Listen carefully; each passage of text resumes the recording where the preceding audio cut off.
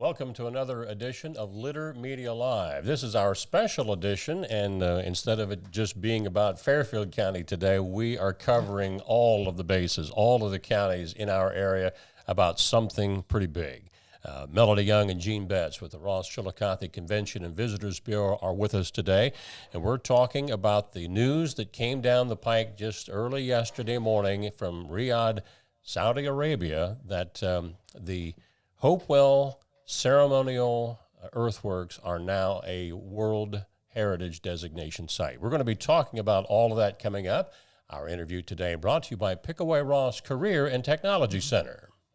Find a career you love with Pickaway Ross Adult Education. Skilled trades careers are in high demand with no signs of slowing down. Pickaway Ross offers career training programs with expert instructors and hands-on learning tactics to create a variety of opportunities. Visit our website for more information.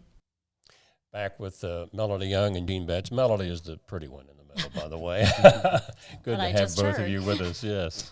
An early day as we are doing this program live, an early start to your day yesterday morning. You probably had to wait, I think, 2 hours or so before the word was official. 2 hours and 27 minutes, but who's counting? Who's counting? Yeah, right.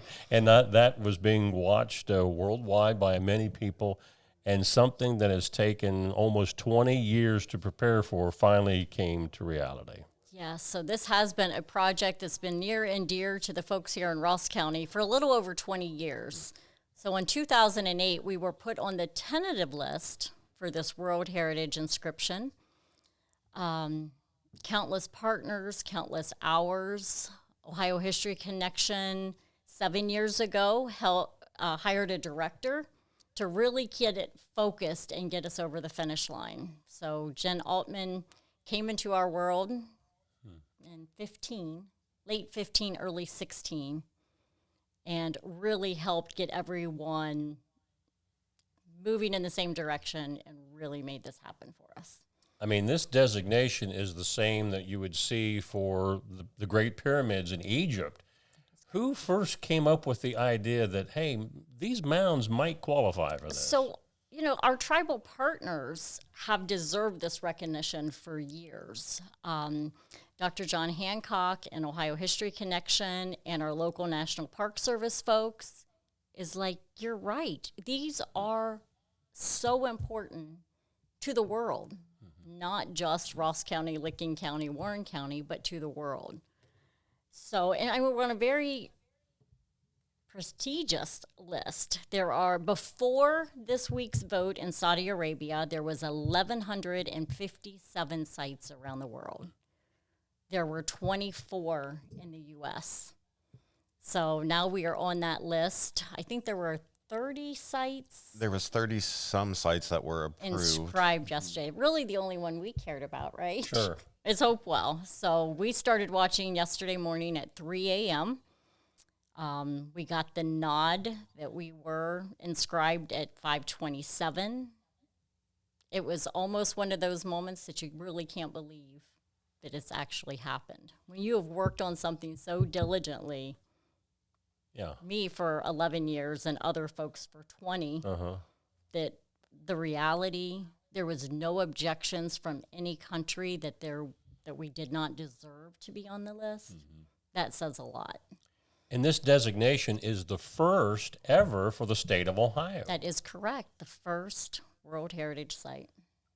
So first of all, to the people in this area that live here, what does this mean for everyone concerning our area?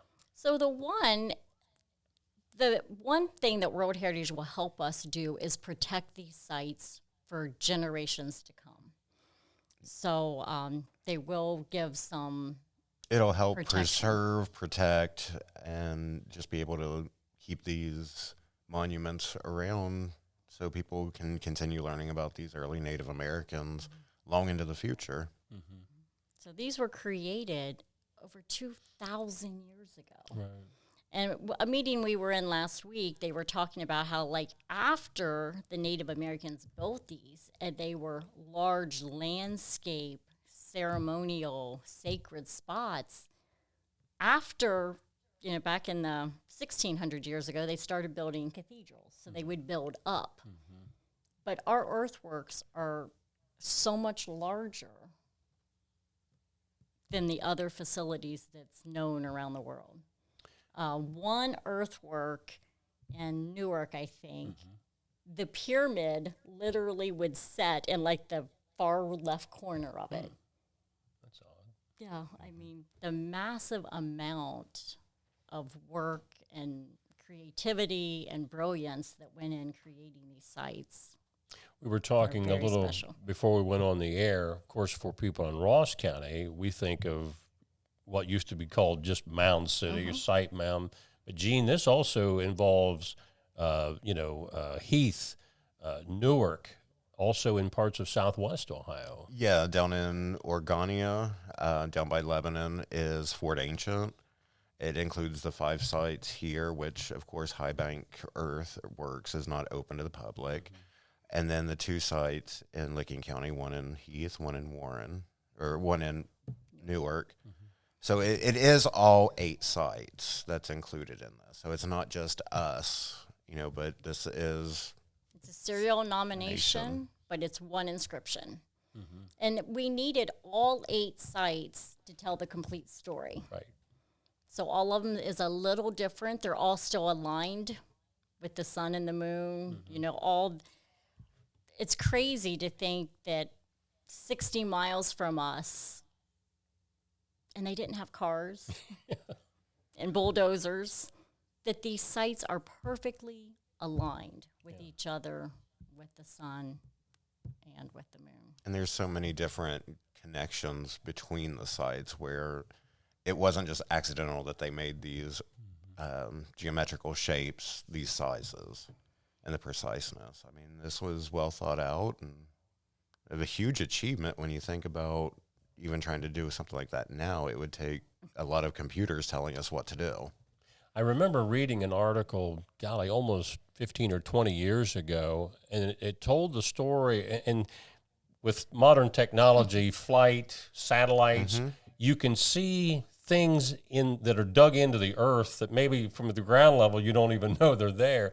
And they said it almost appeared that there was, in their times, a super highway between southern Ohio and to Newark, where these people were traveling back and forth over a great number of years. Oh, definitely, yeah. And I know at Newark there is still the walls that you can kind of see where it shows that path. Newark or Hopeton and Mound City, you can kind of see a little bit of that too. And so it is fascinating to see how they had planned this out so well. Yeah. So for the population of where these sites are, I mean, you can tour them now. So that's all ready to go. But what do we as citizens of the area need to do to prepare for visitors coming in so that we can help them find these places? So yeah, we really just need to get some awareness out there to make sure that all these frontline workers, if you're in a restaurant, if you're in a hotel, if you're in a gas station, that at least there's awareness. If they come in and say, where's the World Heritage Site? The easiest place is to send them to Mound City. Yeah. So Mound City is just north of the prison on 104. We call that our gated community. We don't call it our prison. But they have rangers out there that are there from 9 to 5 daily. They have a great film that talks about all of the 8 sites and how they all work together and tell one story. They also have a great gift shop, but the rangers can really make these come to life. Will we start seeing more signage, things of that area in our community? So we have been working on a wayfinding plan with the county and the city. So we have a conversation later today. We are hoping to see signs installed in the next few weeks. And it's my understanding there is a designated celebration date coming up to, pay homage, if you will, to this big news. And this is huge news. I can't think of anything else in Ross County that would be bigger news than what we just achieved yesterday. So the celebration is going to be October 14th out at Mound City. It will be from 12 to 4. There will be speakers from the Department of Interior and our state and local officials and the National Park Service. But the most special person that I feel is going to be there is Chief Glenna Wallace. And she's actually going to be our Master of Ceremonies. Oh. And she actually spoke yesterday on the floor in Saudi Arabia. If that doesn't bring tears to your eyes, I do not know what will. We met her at Ohio Earthworks a few years ago, and she had talked about how her people were removed from this land. And she had that experience less than 20 years ago right here in Ohio that she was physically removed from one of the earthworks. And when she told that story, we knew right then that we had to help make a difference and that this will never happen again. I know Dan Ramey had a chance to interview her. I believe you can still find that on our Litter Media YouTube site a year or so ago, where she talked a lot about that. And, you know, where the Shawnee, which is her background, all of that dates back to these, Hopewell people. Yeah, these are her ancestors. She's with the Eastern Shawnee tribe out of Oklahoma. She is their chief. But what a compelling story. And like I said, just listening her to tell that yesterday in Saudi Arabia, it was a magical moment. So I know you said direct them to Mound City, but you can help guide them too. We can. So we sent out some information paperwork yesterday so that owners and managers can start sharing with their team some talking points. Because like I said, we want the whole community to rally around this and to be proud of it. This is something that no one else in Ohio can hang their hat on. And only 25 sites now in the U.S. that have this. Talk about what the folks at Cahokia Mound have learned about visitation after that designation. Yeah, so they became a designated site in the late 80s. We are very similar to Cahokia in the sense that we had about the same amount of visitation prior to the inscription. Very similar. The sites are similar. And that is located where? It's in Illinois. Okay. So, and that is a state-owned site in Illinois. It's right outside St. Louis. So when they became a site, they were seeing 30 to 40, 50,000 visitors annually, which is equivalent to what Mound City sees today. They doubled visitation in the first year and then continued that pattern for like 2 to 5 years. But people that came into the community then didn't speak their language or looked like people right here in Chillicothe. So they were a little nervous to begin with. And then the restaurants is like, ooh, I need to get our menu in multiple languages. If you go to Cahokia today, they have all of their guides in multiple languages.